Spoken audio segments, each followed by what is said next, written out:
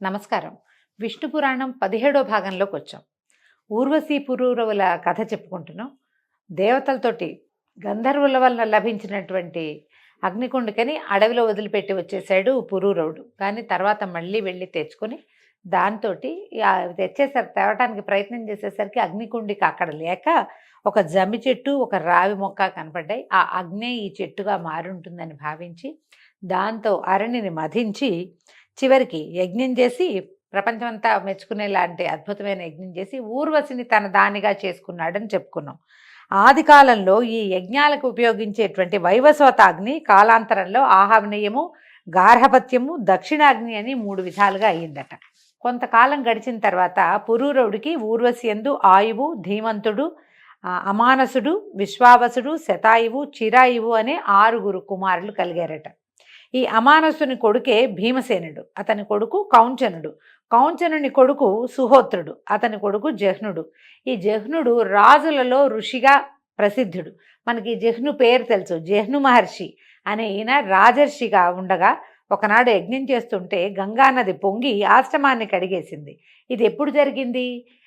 భగీరథుడు గంగని శివ జటాజూటం నుంచి భూలోకంలోకి తీసుకొస్తూ ఉన్నప్పుడు అది ఏం చేసింది? గంగ మన పొంగి ప్రవహించి వస్తూ మధ్యలో ఉన్న జహ్ను మహర్షి ఆశ్రమాన్ని కూడా ముంచెత్తేసింది. ఆ సందర్భాన్ని చెప్తున్నారు. ఆ యజ్ఞపురుషుడిని దీంతో ఈయనకు కోపం వచ్చిందట. ఎప్పుడైతే ఈ గంగానదిలో మొత్తం ఆశ్రమం అంతా కొట్టుకుపోయిందో ఆయన జహ్నువు కోపించి యజ్ఞపురుషుణ్ణి తనలోకి ఆహ్వానించి ఆ శక్తితోటి గంగ ఒక్క చుక్కైనా లేకుండా మొత్తం మింగేశాడట. మింగేస్తే అప్పుడు ఋషులు సురలు బతిమలాడగా భగీరథుడు బతిమలాడగా కరుణించి గంగాజలాన్ని తన చెవి నుంచి వదిలిపెట్టాడట. చేతి నుంచి అని కూడా చెప్తుందండి. కుడి చేయి ఎడం చేయి నుంచి వదిలిపెట్టాడని ఒక మాట, చెవి నుంచి వదిలిపెట్టాడని ఒక మాట, 2 రకాలుగా చెప్పబడతాయి. ఆయనలోంచి గంగానది బయటకు వచ్చేసింది. ఆ రావడం వల్లే జహ్నువు నుంచి బయటకు వచ్చింది కాబట్టి గంగకి జాహ్నవి అని పేరు వచ్చింది. ఇప్పుడు మనం ప్రఖ్యాతంగా జాహ్నవి పేరు పెట్టుకుంటాం. గంగానదికి ఆ పేరు రావడానికి కారణం ఈ జహ్ను మహర్షి. ఈయన పురూరవుని యొక్క మునిమనవడనమాట. అయితే ఏమైందట, ఆయన నిరాటంకంగా యజ్ఞం చేసుకున్నాడు. ఈయన కుమారుడు జనకుడు, ఆయన కొడుకు బలాశుడు, అతని కొడుకు కుశుడు. కుశునికి 4 కుమారులు. మళ్ళీ లవకుశుల్లో కుశుడుగా మనం చెప్పలేమండి. ఈయన వేరే ఆయన. ఈయనకి కుశాంబుడు, కుశనాభుడు, అధుర్తుడు, రజోవసువు అని 4 కుమారులు కలిగారట. వార్లలో కుశనాభుడు ఇంద్రుడితో సమానమైన సాటి అయిన కుమారుడు కావాలని అడవికి వెళ్ళి తపస్సు చేసేసరికల్లా ఇంద్రుడు ప్రత్యక్షమయ్యి ఆయనకి కుమారుడుగా జన్మించాడట. ఆ ఇంద్రాంశతోటి కుమారుడు జన్మించాడు. అతని పేరు గాధి. ఈ గాధి పేరు కూడా మనం రామాయణంలో ప్రఖ్యాతంగా వింటామండి. గాధి నీతి నియమాలతో కూడి చక్కగా పరిపాలన చేస్తూ సంతతి లేక ఎంతో చింతించేవాడట. చాలా అద్భుతమైన రాజ్యం జరిపాడు అతను. ఆయన రాజ్యంలో ఉండగా చాలా చక్కటి పాలన చేశాడు, కానీ సంతానం కలగలేదు ఆయనకి. చివరికి ఎప్పటికో అనేక దేవతల్ని ఆరాధించాక ఆయనకు ఒక కూతురు పుట్టిందట. ఆ కూతురు పేరు సత్యవతి. ఆ కన్యను గోరి ఈ భృగువంశీయుడు ఒక ఆయన రుచికుడు అనే ఒక ఋషి వచ్చి గాధిని అడిగాడట, మీ అమ్మాయిని నాకు ఇచ్చి వివాహం చేయమంటే ఈ ముసలి తపస్సుకి పెళ్ళా అని నవ్వాడట. అదే ఇంత ముసలివాడు ఈయనకి ఇంత చక్కని కూతుర్ని నాకు లేకలేక కలిగిన కుమార్తెనిచ్చి ఎట్లా వివాహం ఏ రకంగా చేసేది అని ఆయన ఆలోచిస్తే కానీ రుచికుడు వదిలిపెట్టలేదట. నీకు కన్యాశుల్కం ఏం కావాలో కోరుకో, తెచ్చిస్తాను అని హెచ్చరించినట్లుగా చెప్పాడట. చెప్పి అనేసరికల్లా ఈయన అన్నాడు, సరే నువ్వు ఏమి ఇవ్వగలవో చెప్పు నాకంటే. ఈయన తెల్లని శరీరం, నీలివన్నే చెవులు, వాయువేగము అవి కలిగినటువంటి గుర్రాలను 1000 నాకు తెచ్చిస్తే మా పిల్లనిచ్చి పెళ్లి చేస్తానని చెప్పాడట. ఎలా ఉంటాయి ఇవి? తెల్లటి శరీరంతో గుర్రాలలో నీలివన్నే చెవులు ఉండటం లోకంలో ఉండదు. అసలు నీలపు రంగే ఉండదు గుర్రాలలో. పైగా ఏమిటి? వాయువేగం కావాలి, గాలితో సమానమైన వేగం ఉన్నవి అని అడిగేసరికల్లా రుచికుడు ఏం చేశాడట, ఆయన సరేనని వెళ్ళిపోయి తురంగ తీర్థం అనే క్షేత్రమందు వరుణుని ఆహ్వానించి తపస్సు చేసి 1000 గుర్రాలు పొంది తోలుకొచ్చి రాజుకి ఇచ్చాడట. రాజు ఇంకా ఏమీ మాట్లాడలేక చెప్పిన ప్రకారం తన కూతురైన సత్యవతిని రుచికుడికిచ్చి వివాహం చేశాడు. అయితే ఈయన రుచికుడు తపస్వి అయినప్పటికీ పెళ్లి చేసుకున్న తర్వాత గృహస్థ ధర్మాన్ని సుష్టుగా నిర్వహిస్తూ తపశ్చర్య జరుపుతూనే భార్యతో హాయిగా ఉండేవాడట. అయితే ఒకనాడు ఏమైందట, కొన్నాళ్ళు అయ్యాక సంతానకాంక్షతో ఒక మంత్రాన్ని మనసా ఉచ్చరిస్తూ ఆ చెరువు అంటే అగ్నిహోత్రంలో వేసిన దాన్ని దీన్ని అనమాట, హోమానికి సమర్పించిన ఆజ్య ఆజ్యంలో మిగిలిన దాన్ని చెలువు అంటారు. దానిని ఋతు సమయంలో భార్యకి ఇవ్వడానికి సంసిద్ధుడయ్యాడు. అయితే ఈవిడ సత్యవతి భర్తకి నమస్కారం చేసి, నా తల్లి కొడుకు లేక కుమిలిపోతోంది, నాకు తమ్ముడు కలిగేటట్టుగా ఆమె కూడా కొంత చలువు ఇవ్వమని ప్రార్థించిందట. ఇదిగో అగ్నిలో హోమం చేయడానికి పక్వం చేసిన అన్నాన్నే చెలువు అంటారు. చెలువు అంటాం మనం. ఈ పురాణ పుస్తకాల్లో చెరువుగా కనపడుతుంది. అది రా కొమిస్తే రూ రాస్తారు. ఆమె అడిగింది, మాకు మా నాన్నకి పురుష సంతానం లేదు, నా తర్వాత సంతానం కలగలేదు, మా అమ్మ కుమారుడు లేడని కుమిలిపోతుంది, కాబట్టి ఆమె కూడా కొంత ఇవ్వమని అడిగేసరికల్లా భార్య ప్రార్థన విని ఆయన సరేనన్నాడు రుచికుడు. ఆమెను రప్పించాడు, అత్తగారిని కూడా పిలిపించాడు. బ్రాహ్మణ క్షత్రియ సంప్రదాయానుసారంగా ఆయా మంత్రాలతోటి చెరువుని కల్పించి ఇద్దరికీ విభజించి ఇచ్చి సమిత్కుశ ఫలాల కోసం అడవికి వెళ్ళాడు. సరే ఆయన ఏర్పాటు చేసి వీళ్ళకి ఈ సమయం అయిన తర్వాత తీసుకోండి అమ్మా అని ఏర్పాటు చేసి ఆయన దారిని ఆయన పువ్వులు దర్భలు అవి తెచ్చుకోవడానికి వెళ్ళిపోయాడు. అప్పుడు తల్లి కూతురుతో ఏమందంటే, లోకంలో అందరూ తమ కొడుకులు మంచివారుగా ఉండాలని కోరుకుంటారు, అలాగే నీ భర్త నీకు ఇచ్చిన ఆ పాయసం అలాంటిది, నాకు ఇచ్చింది చూడు అంత బాగా కనిపించట్లేదు, ఆ పాయసం బాగా గుమగుమలాడుతోంది, ఇది గుమగుమలాడట్లేదు. అట్లా భావించింది ఆమె. తన సోదరుడు సకల సగుణవంతుడిగా ఉండాలని అక్కయ్యలు కోరటం సహజం లోకంలో. అక్కయ్యలకి ఎప్పుడూ తమ్ముళ్ళ ప్రీతిగా ఉంటుంది. కాబట్టి నువ్వు నీ భర్త ఇచ్చిన చెరువు నేను నాకిచ్చింది నువ్వు, నీకిచ్చింది నేను నాకిచ్చింది నువ్వు మార్చుకుని ఆరగించాలని నా ఉద్దేశం. అదిగాక బ్రాహ్మణుడు బలపరాక్రమాలు కలవాడై ఉండటం ఆ జాతికి తగంది, పైగా నిరర్థకం కూడా. క్షత్రియుడికి మాత్రం ఉండాలి బలం, ఎందుకంటే అతను రాజ్యాన్ని కాపాడాలి, భూమిని కాపాడాలి. కాబట్టి నాకు అలాంటి కొడుకు కలిగితే రాజ్యాన్ని నిష్కంటకంగా పరిపాలించేవాడు అవుతాడు, అది నీకు కూడా మంచిదే కదమ్మా, ఆ రాజ్యంలోనే నువ్వు ఉంటావని ఇలా మంచి మాటలు చెప్పి, నీకు ఇచ్చింది నేను తీసుకుంటాను, నాకు ఇచ్చింది నువ్వు తీసుకొని తల్లి సత్యవతికి నచ్చజెప్పింది. దాంతో సత్యవతి మరి ఇంకేమీ మారు మాట్లాడకుండా ఏం చేశారు ఇద్దరు, ఈవిడ చేతిలో ఉన్నది ఆవిడ చేతిలో ఉన్నది ఈవిడ మార్చుకొని ఆరగించారు పాయసం. ఎవరిళ్ళకి వాళ్ళు వెళ్ళిపోయారు.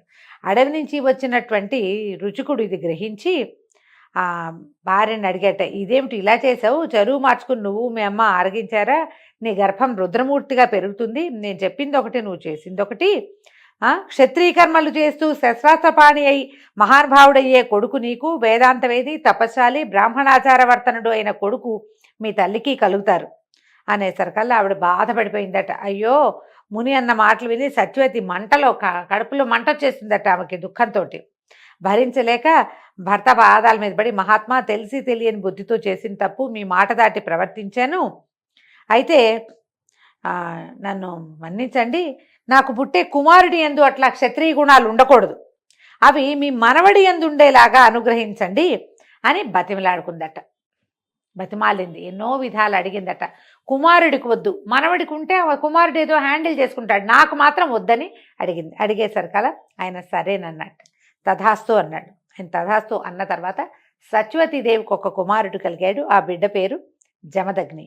ఆమె తల్లి కన్నటువంటి కుమారుడు విశ్వామిత్రుడు. అయితే తర్వాత రుచికుడు తపోవనానికి వెళ్ళిపోయాడు. సత్యవతి కౌశికి అనే నదిగా మారిపోయింది. జమదగ్ని ఇక్ష్వాకు వంశీయుడైన రేణువు అనే రాజు కూతురైనటువంటి రేణుక అనే పేరు కలిగిన కన్యకని పత్నిగా పరిగ్రహించాడు. ఈ దంపతులకు, జమదగ్ని రేణుకాదేవి దంపతులకు దుష్టక్షత్రియ కాలరుద్రుడుగా విష్ణువంశతోటి ఒక కుమారుడు కలిగాడు. అతడే పరశురాముడట. ఈ విశ్వామిత్రునకు దేవతల కోరికను అనుసరించి సునశ్శేపుడు అనేవాడు దత్తపుత్రుడయ్యాడు. ఆ సునశ్శేపుని కుమారుడు దేవరాతుడు. ఈ విశ్వామిత్రుని కొడుకులు మధుచందకృత దేవాష్టక హారీతులు. మధుచందకృత దేవాష్టక హారీతులు వీళ్ళు మహర్షి కన్యకల్ని పరిగ్రహించారని పరాశరుడు తర్వాత ఇలా చెప్తున్నాడట.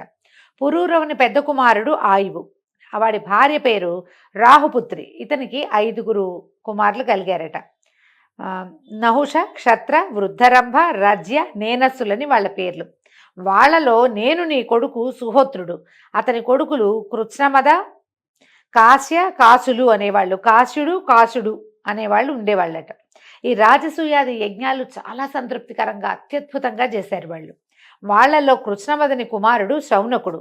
4 వర్ణాల వారితో చక్కగా నడిపించిన వాడు, అంటే ప్రపంచాన్ని చాలా బాగా నడిపించాడట అతను.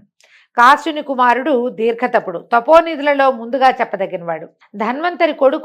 ధన్వంతరి కుమారుడు కేతుమంతుడు, అతని సుతుడు దివోదాసుడు. అతను కాశీపతి అయి చల్లని పరిపాలన సాగించాడు. అతని కుమారుడి పేరు త్రివర్ధనుడట. ఎంతో మంది కుమారుల పేర్లండి ఇవన్నీ. ఆయా వంశాలు తర్వాత కొంతకాలానికి జరిగిన రాజ్యాల గురించే చెప్తారనమాట. ఈ త్రివర్ధనుడు కువలయం అనే పేరు కలిగిన గుర్రాన్నెక్కి భూమి మీద తిరుగుతూ ఆ విధంగా కువలయాశ్వుడు అనే పేరుతోటి ప్రసిద్ధుడయ్యాడు.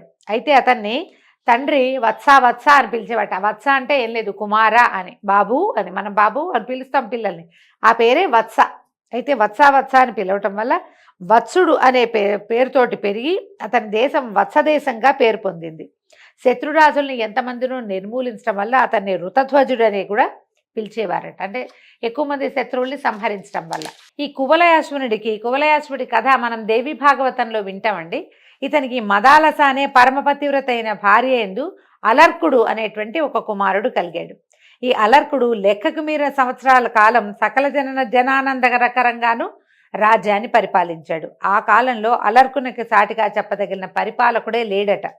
అతని వంశం పుత్రపౌత్ర ప్రపౌత్రులతో ఎంతో అభివృద్ధి చెందింది. ఆ తర్వాత పురూరవుని యొక్క మనవడు రజి, అతని కూడా లెక్కకు మిక్కిలిగా కుమారులు కలిగారట. పరాక్రమ ప్రాభవంలో సాటి లేదట ఆ రజికి. పోరాడవలసి వస్తే ఇంద్రుడిని కూడా ముప్పు తిప్పలు పెట్టి 3 చెరువులు నీళ్లు తాగించగలిగినంత ప్రతాపశాలట. ఆ కాలంలో ఒకసారి దేవదానవులు బ్రహ్మ వద్దకు వెళ్ళి, తాత మాకు యుద్ధం జరిగితే మాలో గెలుపెవరిది అని అడిగితే, పురూరవుని మనవడు రజి ఎవరి పక్షానుంటే వాడిదే గెలుపని బ్రహ్మదేవుడు కూడా చెప్పాడట.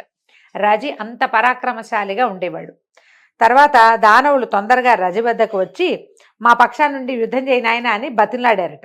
బతిమలాడితే, సరే మీకు సహాయం చేశాను అనుకోండి, ఒకవేళ మీకు గెలుపు కలిగితే నన్ను ఇంద్రుణ్ణి చేస్తారా మీరు అని రజి అడిగాడు.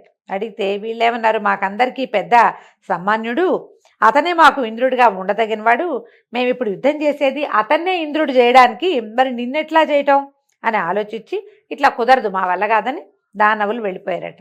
కాసేపు అయిన తర్వాత దేవతలు కూడా వచ్చి దానవులు ఎట్లా రజిని అడిగారో అదే విధంగా మా వైపు నుండి యుద్ధం చెయ్యి అని అడిగితే రజి దేవతల్ని కూడా అడిగాడు, నన్ను ఇంద్రుణ్ణి చేస్తారా అని. సరే వాళ్ళేమనుకున్నారు, మనకి రాక్షస బాధ లేకపోవటమే ఇంపార్టెంట్, ఇంద్రుడు ఎవరైనా పర్వాలేదు అని ఆలోచించి దేవతలు ఆలోచించుకుని, నీకు ఇంద్రపదవి ఇస్తాము, నువ్వే మా ఇంద్రుడివి, ముందు యుద్ధం చేయమన్నారు. ఇతను ఏం చేశాడు, ఈ రజి దేవగణాలతో పోయి యుద్ధానికి వెళ్ళి రాక్షసులందరినీ జయించేశాడు. వీళ్ళని ఎంతో సంతోషపెట్టాడు దేవతల్ని. అప్పుడు ఇంద్రుడు వచ్చి నమస్కారం చేసి ఏమన్నట, ఆపదలో ఉన్నవాడిని కాపాడిన వాడు కన్న తండ్రి సమానులు, నువ్వు మమ్మల్ని ఈ రాక్షసుల బారి నుంచి కాపాడావు కాబట్టి నువ్వు నా తండ్రి వంటి వాడివి, నేను నీ కుమారుణ్ణి. రాజేంద్ర, మానవలోకంలో ఇంద్రుడు అయ్యావు, నీకు వేరే ఇంద్రపదం ఎందుకు, కరుణించి నా చోట్లో నన్నే ఉంచున్నాయన అని. ఎక్కడైనా లోకంలో ఏముంది, కొడుకు ఏదడిగితే తండ్రి అది ఇస్తాడు. ఇప్పుడు నేను నీ కొడుకును కదా, నువ్వు మమ్మల్ని రక్షించి కన్న తండ్రి అయిపోయావు కాబట్టి నాకు నా రాజ్యాన్ని నాకే ఇవ్వు అని అడిగితే, ఈ రజ అన్నట్ట, పగవాడైనా వచ్చి ప్రార్థిస్తే వాడు కోరింది ఇచ్చి సంతోషంగా పంపటమే ధర్మం, ఇంద్రుడంత వాడొచ్చి దీనంగా కోరుతుంటే కాదంటాం అధర్మం కదా అని అనుకొని, సరే మంచిది, నువ్వు అమరావతికి పో, హాయిగా నీ రాజ్యాన్ని నువ్వే ఏలుకో, నువ్వే ఇంద్ర పదవితో ప్రవర్తించు అని చెప్పి వెనక్కి వచ్చేసాడట భూలోకానికి. అయితే కలహాసనుడైనటువంటి నారదుడు రజి యొక్క కుమారులకి దుర్బోధ చేసి రెచ్చగొట్టాడట. ఆ ఇంద్రపదవి కోసం వాళ్ళు ఏం చేశారు, రజి ఇంద్రపదవిని కోరికలా వదిలిపెట్టేశాడు. హాయిగా సంతోషంగా అతడు వదిలేసిన ఇంద్రపదవి కోసం ఆయన కుమారులు దండెత్తారు. లోకంలో మనం ఇలాంటివి చూస్తాం, నాన్నలు చేసిన దానాల్ని వెనక్కి లాక్కోవడానికి ట్రై చేసేటువంటి కుమారులు మనవలు పుష్కలంగా కనపడతారు కలికాలంలో. ఆ కాలంలో కూడా ఒకళ్ళో ఇద్దరో ఉండేవాళ్ళు, ఇదిగో వాళ్లే వీళ్ళు. అది కూడా వాళ్ళు ఏంటంటే వాళ్ళంతటి వాళ్ళకి పుట్టల, నారదుడు వాళ్ళని రెచ్చగొట్టాడు. ఇంద్రుడు ఆలోచించి స్వర్గం విడిచి వెళ్ళిపోయాడట. అయితే ఈ రజకుమారులు స్వర్గరాజ్యాన్ని ఆక్రమించుకున్నారు. యజ్ఞభాగాలు దేవతలకు చెందనీయక వాళ్లే ఆకర్షించి పుచ్చుకునేవాళ్ళు, రాజ్యపాలన చేసుకునేవాళ్ళు. అలా కొంతకాలం అయ్యాక ఇంద్రుడు ఒకనాడు ఎవరికంటా పడకుండా దేవగురువైన బృహస్పతి దగ్గరకు వచ్చి ఇట్లా ఆలోచించాడట, గురుదేవ, యజ్ఞభాగంలో నాకు ఇసుమంతైనా అందక గోరు కాయగాచిపోయిందంటే అసలు ఆయన చేతులు ఎండిపోతున్నాయి. నాకు ఈ మారు యజ్ఞానికి వెళ్ళినప్పుడు ఎవ్వరికీ తెలియకుండా కొంచెం పురోడాసం తెచ్చి, అంటే యజ్ఞ హోమంలో వేసేటువంటి ఆజ్యం అన్నమాట, తెచ్చి నాకు ఇవ్వవలసిందిగా ప్రార్థిస్తున్నాను, మన్నించు నన్ను క్షమించు, ఈ పని చేయిస్తున్నాను నీతోటి అంటే ఇంద్రుడి మాటలకి దేవగురువైన బృహస్పతికి మనసు కరిగిపోయిందట.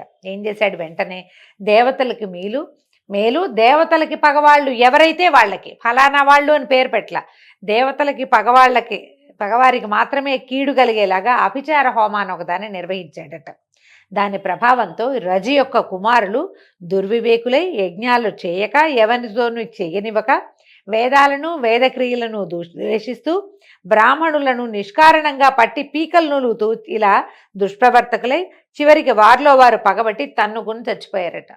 ఏదైనా ఒక వంశము ఒక ఇది నాశనం అవ్వాలంటే ఇట్లా అభిచారం చేస్తే వాళ్ళలో వాళ్ళే కొట్టుకుని చచ్చిపోతారు చివరికి. ఈ విధంగా అమరావతి ఇంద్రపదవి సురరాజ్యము మళ్ళీ ఇంద్రుడికి స్వాధీనమైంది. ఇంద్రుడు వచ్చి తన రాజ్యంలో సుఖంగా ఉంటూ యజ్ఞాది వైదిక క్రియలు జరిపిస్తూ యజ్ఞభాగాలు గైకుంటూ ఆనందంగా ఉన్నాడు. ఈ చరిత్ర విన్న వాళ్ళకి స్థానభ్రష్టత్వం ఉండదు. ఏదైనా సమస్య వచ్చి మనకు స్థానంలో నుంచి వెళ్ళిపోయే ప్రాబ్లమ్స్ ఉన్నవాళ్ళు ఈ విష్ణు పురాణంలోని ఈ ఇంద్ర పదవి పోవటం రజి యొక్క కుమారుల గాథ గనక వింటే ఆ సమస్య రాదని పరాశర మహర్షి మైత్రేయుడికి తెలియజేశారు. తర్వాత చెప్తున్నారు, క్షప్రివృద్ధుని సంతతి మిక్కిలిగా విస్తరించింది. దంభుడు సంతతి లేనివాడే తపశ్చర్యలో మునిగాడు. నహుషునకు 6 కుమారులట. యతి, యయాతి, సంయాతి, ఆయాతి, నియతి, కృతి అని వాళ్ళ పేర్లు. యతి రాజ్యసుఖాలు అంగీకరించక యతీశ్వరుడైపోయాడట. యయాతి రాజ్యాభిషేక్తుడై శుక్రుని కుమారుడైనటువంటి దేవయానిని వృషపర్వుని కుమార్తె అయినటువంటి శర్మిష్ఠని పరిగ్రహించి ఆనందంగా ఉన్నాడు. అయితే యదువు దుర్వసువు అనేవాళ్ళు దేవయాని యొక్క కుమారులు. దృహ్యుడు ఆసువు పూరుడు అనేవాళ్ళు శర్మిష్ఠ కుమారులు. అయితే యయాతి శర్మిష్ఠని ఎక్కువ ప్రేమగా చూస్తూ దేవయానిని అంతగా చూడకపోవటం వల్ల మావగారైనటువంటి శుక్రుడు యయాతిని శపించాడట. యయాతిని మావగారు ఏమని శపించారు, యయాతి తన యొక్క శాపాన్ని ఏ విధంగా పోగొట్టుకున్నాడో రేపు ఉదయం భాగంలో తెలుసుకుందామండి. అంతవరకు సెలవు, నమస్కారం.